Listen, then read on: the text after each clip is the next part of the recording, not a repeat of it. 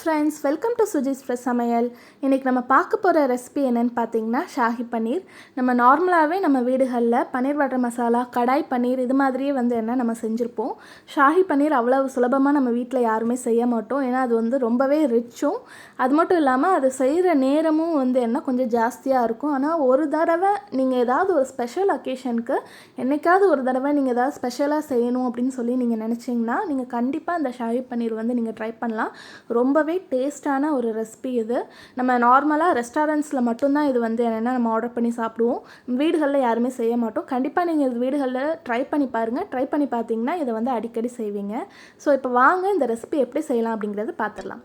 First இந்த recipe செய்கிறதுக்கு நம்ம பட்டை, லவங்கம், ஏலக்காய், அதே மாதிரி கருப்பு ஏலக்காய், மிளகு, சீரகம் இது எல்லாத்தையுமே என்ன எடுத்துக்கணும். இதோட அளவு எல்லாமே நான் டிஸ்கிரிப்ஷனில் கொடுத்துருக்கேன். ஸோ ஃபஸ்ட்டு நீங்கள் இந்த அரேஞ்ச்மெண்ட்லாம் பண்ணி வச்சதா தான் நீங்கள் அதுக்கு அடுத்து நான் செய்கிறதுக்கு நீங்கள் கொஞ்சம் ஈஸியாக இருக்கும். ஸோ அதனால் இது எல்லாத்தையும் எடுத்து வச்சுக்கோங்க. அதுக்கப்புறம் நமக்கு இதுக்கு முக்கியமான இன்க்ரீடியண்ட்டுன்னு பார்த்தீங்கன்னா அது முந்திரி பருப்பு, கேஷ்யூஸ், அதையும் எடுத்து வச்சுக்கோங்க. அதுக்கப்புறம் காஷ்மீரி மிளகாய் இருந்ததுன்னா காஷ்மீரி மிளகாய் யூஸ் பண்ணிக்கோங்க. அது இல்லாதவங்க காஷ்மீரி மிளகாய் தூள் கூட யூஸ் பண்ணிக்கலாம், அது பிரச்சனை இல்லை. அதுக்கப்புறம் தக்காளி, வெங்காயம் இது எல்லாத்தையும் இந்த அளவுக்கு க்யூபாக கட் பண்ணி எடுத்துக்கோங்க. அதுக்கப்புறம் இஞ்சி, பூண்டு இதையும் எடுத்துக்கோங்க. 2 மிளகாய், இவ்வளவும் இதுக்கு தேவையான பொருட்கள். இப்போ இது எல்லாத்தையும் நம்ம வதக்க போகிறோம். ஸோ அதுக்கு ஒரு கடாய் நம்ம சூடு பண்ணிக்கலாம். சூடு பண்ணிவிட்டு அதில் நீங்கள் நார்மலாக எந்த எண்ணெய் யூஸ் பண்ணுவீங்களோ அது எண்ணெய் ஊற்றிக்கோங்க. அண்ட் அந்த எண்ணெயோட பட்டர் நம்ம ஆட் பண்ண போகிறோம். பட்டர் ஆட் பண்ணிவிட்டு அது ரெண்டும் லைட்டாக சூடாகட்டும்.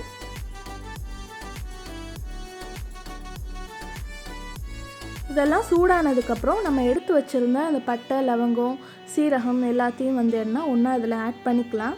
ஆட் பண்ணி இதெல்லாம் ஒரு 2 நிமிஷம் நல்லா பொரிஞ்சதுக்கப்புறம் நம்ம கட் பண்ணி வச்சுருந்த வெங்காயத்தை உள்ளே ஆட் பண்ணிக்கலாம்.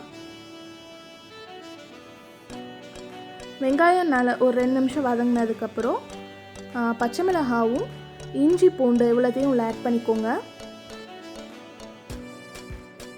இதெல்லாம் நல்லா வதங்கினதுக்கப்புறம் நம்ம வச்சுருந்த காஷ்மீரி மிளகாய் உள்ள ஆட் பண்ணிக்கலாம். காஷ்மீரி மிளகாய் தூள் உங்கள்கிட்ட இருக்குது, காஷ்மீரி மிளகாயும் இருக்குது அப்படின்னா காஷ்மீரி மிளகாய் 3 நீங்கள் ஆட் பண்ணிக்கோங்க. அதுக்கப்புறம் நம்ம வச்சுருந்த தக்காளியை உள்ளே சேர்த்துக்கலாம். காஷ்மீரி மிளகாய் தூள் இல்லை அப்படின்னா வெறும் காஷ்மீரி மிளகாய் மட்டும் இருக்குது அப்படின்னா அது ஒரு 7லேருந்து 8 வரைக்கும் நீங்கள் ஆட் பண்ணிக்கோங்க. இதுக்கு அடுத்து தக்காளிக்கு அடுத்து நம்ம முந்திரி ஆட் பண்ணிக்கலாம். அதுக்கப்புறம் தேவையான அளவு உப்பையும் நான் சேர்த்துக்கிறேன். சேர்த்துட்டு இதை நல்லா வதக்கிக்கோங்க. இது கொஞ்சமாக தண்ணி சேர்த்து ஒரு 2லேருந்து 3 நிமிஷம் இது நல்லா வதங்கட்டும் அந்த தண்ணியிலையே. இதெல்லாம் ஒரு பக்கம் வெந்துட்டுருக்கட்டும். இன்னொரு சைடு நம்ம பன்னீர் என்னென்னா கட் பண்ணி வச்சுக்கலாம். அதுக்கப்புறம் ஒரு துண்டு இஞ்சி இந்த அளவுக்கு குட்டி குட்டியாக நீள் நீளமாக கட் பண்ணிக்கோங்க. அதுக்கப்புறம் மிளகாயும் நீள் நீளமாக கட் பண்ணிக்கோங்க. அண்டு ஒரு பவுலில் ஒரு 1/2 கப் அளவுக்கு தயிர் எடுத்துருக்கிறேன். இந்த தயிரில் கொஞ்சம் ஸ்பைசஸ் எல்லாம் ஆட் பண்ணணும். ஸோ அதுக்கு மஞ்சள் தூள், மிளகாய் தூள், அதுக்கப்புறம் மல்லித்தூள், அதுக்கடுத்து சீரகத்தூள் இவ்வளவும் ஆட் பண்ணிவிட்டு இதை நல்லா தயிரோடு நல்லா மிக்ஸ் பண்ணி எடுத்துக்கோங்க. ஸோ இந்த ப்ரிப்பரேஷனில் ஆல்ரெடி செஞ்சு தனியாக என்ன எடுத்து வச்சுக்கோங்க. இப்போது நம்ம வதங்கின அந்த தக்காளி வெங்காயத்துலேருந்து அந்த கருப்பு ஏலக்காய் அதையும் பிரிஞ்சி இலையும் வெளியில் எடுத்துடலாம். அதோடய ஃப்ளேவர் எல்லாமே அந்த இதில் இறங்கியிருக்கும் நம்ம தண்ணி ஊற்றி வேக வச்சதுனால. ஸோ இப்போ இந்த இதை மட்டும் நல்ல ஒரு பேஸ்ட்டாக அரைச்சி எடுத்துக்கலாம். இப்போ நமக்கு நல்ல பேஸ்ட்டாக அரைச்சி எடுத்தாச்சு. இப்போ இதை ஒரு சூப் ஸ்ட்ரெயினர் வச்சு நல்லா இதை வடிகட்டி எடுத்துக்கோங்க. ஸோ இதை நம்ம வடிகட்டுறதுனால நமக்கு அந்த பேஸ்ட் ரொம்பவே ஸ்மூத்தாக ரொம்ப சாஃப்டான ஒரு பேஸ்ட்டாக நமக்கு கிடைக்கும். வடிகட்டினதுக்கப்புறம் இப்படி தான் இருக்குது. அந்த சக்கை எல்லாமே தனியாக பிரிஞ்சு வந்துடும். அண்ட் அந்த ஸ்மூத்தான பேஸ்ட் நமக்கு தனியாக கிடைக்கும். இப்போ மறுபடியும் கடாய் சூடு பண்ணிக்கலாம். சூடு பண்ணிவிட்டு அதில் கொஞ்சமாக எண்ணெய் சேர்த்து பட்டரும் எண்ணெய் ஆட் பண்ணிக்கிறேன். ஆட் பண்ணிவிட்டு நம்ம கட் பண்ணி வச்சுருந்த இஞ்சியும் பச்சை மிளகாவும் உள்ளே ஆட் பண்ணிக்கிறேன். ஆட் பண்ணி அது 2 நிமிஷம் வதங்கினதுக்கப்புறம் நம்ம எடுத்து வச்சுருந்த அந்த தயிரை வந்து என்ன உள்ளே ஆட் பண்ணிக்கலாம். ஸோ இந்த ஸ்டேஜில் உங்கள்கிட்ட ரெட் சில்லி பவுடர் காஷ்மீரி மிளகாய் இருக்குது அப்படின்னா அதை ஒரு 2 டீஸ்பூன் கிட்ட ஆட் பண்ணிக்கோங்க. அதுதான் இதுக்கு நல்ல ஒரு கலர் வந்து கொடுக்கும். என்கிட்ட இல்லை, ஸோ அதனால் நான் வந்து என்னென்னா அது வந்து ஆட் பண்ணலை. உங்கள்கிட்ட இருந்ததுன்னா அந்த காஷ்மீரி மிளகாய் தூள் ஒரு 2 டீஸ்பூன் கிட்ட இந்த இதெல்லாம் ஆட் பண்ணிக்கோங்க. இப்போ இதிலேருந்து நல்ல எண்ணெய் எல்லாம் பிரிஞ்சு வந்ததுக்கப்புறம் நம்ம வச்சுருந்த அந்த தக்காளி பேஸ்ட்டை வந்து என்ன உள்ளே வந்து ஆட் பண்ணணும். ஆட் பண்ணிவிட்டு இதை நல்லா மிக்ஸ் பண்ணிக்கோங்க.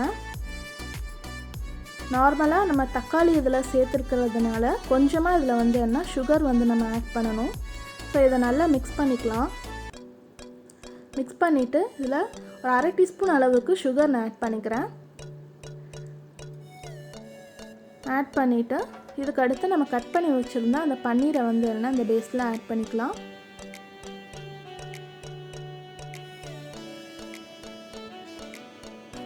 ஆட் பண்ணதுக்கப்புறம் இதில் ஒரு 1/2 கப் அளவுக்கு ஃப்ரெஷ் க்ரீம் வந்து என்ன நான் ஆட் பண்ணுறேன். உங்கள்கிட்ட ஃப்ரெஷ் க்ரீம் இல்லை அப்படின்னா நீங்கள் வந்து பால் ஆடை கூட கொஞ்சம் நிறைய எடுத்து அதை வந்து சேர்த்துக்கலாம். இதுக்கு மெயினே வந்து ஷாஹி பன்னீருக்கு மெயினாக நமக்கு தேவைப்படுறதே ஃப்ரெஷ் க்ரீம் தான். உங்களுக்கு இந்த கிரேவி வந்து ரொம்ப திக்காக இருக்குன்னு சொல்லிட்டு நீங்கள் நினச்சிங்க அப்படின்னா கொஞ்சமாக ஹாட் வாட்டர் வந்து நீங்கள் இந்த ஃப்ரெஷ் க்ரீம் ஆட் பண்ணுறதுக்கு முன்னாடி சேர்த்துக்கோங்க. எனக்கு இந்த கன்சிஸ்டன்சி வந்து ஓகே, ஸோ அதனால் நான் ஃப்ரெஷ் க்ரீம் வந்து அதுக்கடுத்து ஆட் பண்ணிக்கிட்டேன். உங்களுக்கு ரொம்பவும் கிரேவி வந்து திக்காக இருக்குது அப்படின்னு நினச்சிங்கன்னா ஃப்ரெஷ் க்ரீம் ஆட் பண்ணுறதுக்கு முன்னாடி கொஞ்சமாக ஹாட் வாட்டர் ஆட் பண்ணி அது நல்லா கொதிச்சதுக்கப்புறம் நீங்கள் ஃப்ரெஷ் க்ரீம் ஆட் பண்ணிக்கோங்க.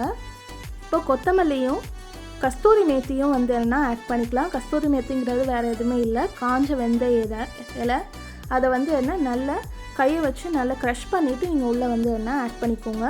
அதுக்கப்புறம் கொஞ்சமாக கரம் மசாலா ஆட் பண்ணிக்கோங்க. ஆட் பண்ணிவிட்டு இதை நல்லா மிக்ஸ் பண்ணிவிட்டு நம்ம இதை வந்து என்ன இறக்கிடலாம்.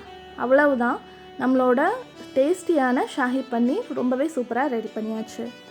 ஓகே ஃப்ரெண்ட்ஸ், இப்போ நம்மளோட ரொம்பவே டேஸ்டியான ஷாஹி பன்னீர் எப்படி ரெடி பண்ணணும் அப்படிங்கிறது, வீட்டில் எப்படி சுலபமாக செய்யலாம் அப்படிங்கிறது உங்களுக்கு நான் செஞ்சு காமிச்சிருப்பேன். கண்டிப்பாக உங்கள் எல்லாருக்கும் இது பிடிச்சிருக்குன்னு நான் நம்புகிறேன்.